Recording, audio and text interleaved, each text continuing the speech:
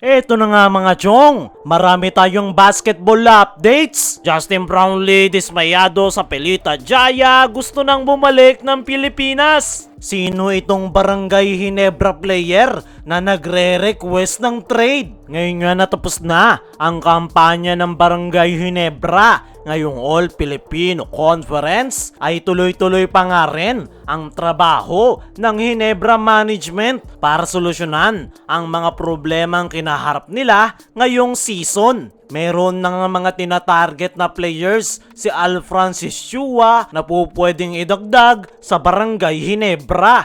Pero meron ngang malaking balita para sa koponan ni Coach Tim Cone. Mayroon ngang isang Ginebra player ang nagre-request ngayon ng trade sa Ginebra Management at mukhang hindi nga ito masaya sa kanyang kasalukuyang koponan. Sino nga ba ang Ginebra player na yan? Yan nga ay walang iba kundi itong backup big man ni Coach Tim Cone na si Sydney Onwubere. Matagal-tagal na nga noong makuha ng Barangay Ginebra itong si Sydney Onwubere. Bago ito mapunta ng Barangay Ginebra ay napakaganda ng kanyang ipinapakitang performance. Pero simula nang mapunta ito sa koponan ni Coach Tim Cone ay bumagsak nga ang kanyang kumpiyansa sa paglalaro dahil madalang lang siyang nabibigyan ng playing time at mas lalo ngang mawawalan ng playing time itong si Sydney Onwubere sa paparating na panibagong season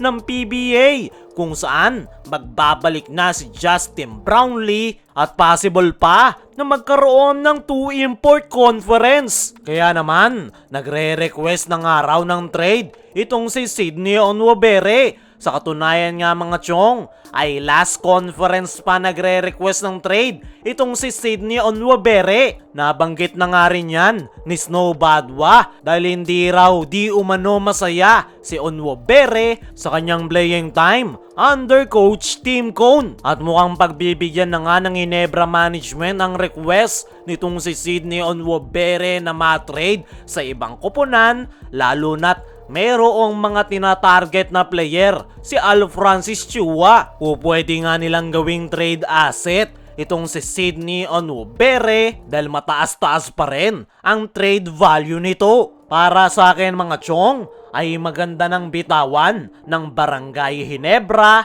itong si Sydney Onwubere. Mapapaganda nga ito para sa dalawang panig. Kay Onwubere ay malaki ang chance na makakakuha siya ng mas malaking playing time sa ibang koponan. At yan nga talaga yung punot dulo kung bakit ito nagre-request ng trade.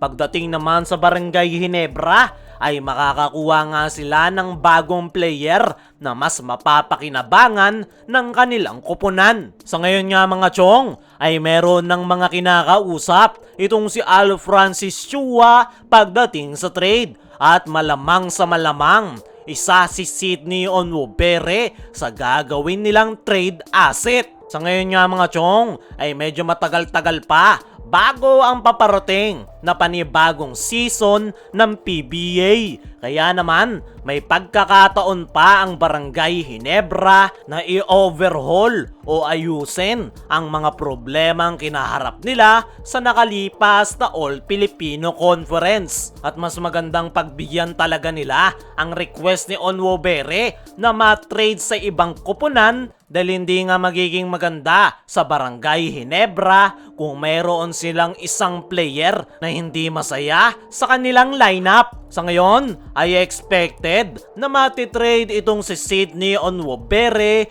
bago magsimula ang panibagong season ng PBA. At abangan natin kung saan ito mapupunta at sino ang kanyang magiging kapalit. Kung si Sydney Onwubere ay nagre-request ng trade sa Ginebra Management, mukhang dismayado naman itong si Justin Brownlee sa kanyang koponan na Pelita Jaya. Gusto nang bumalik ng Pilipinas. Kahapon nga mga chong ay nakaharap ng Pelita Jaya ang Japan B-League champion na Hiroshima Dragonflies at hindi nga nagawa ng Pelita Jaya na makasabay dahil tanging si Justin Brownlee lang ang gumagawa sa kanyang koponan. Wala ngang tulong na natanggap itong si Justin Brownlee sa kanyang mga teammates. Kaya naman, mukhang dismayado nga itong si Justin Brownlee sa kanyang koponan at gusto nang bumalik ng Pilipinas. Sa ngayon nga mga chong,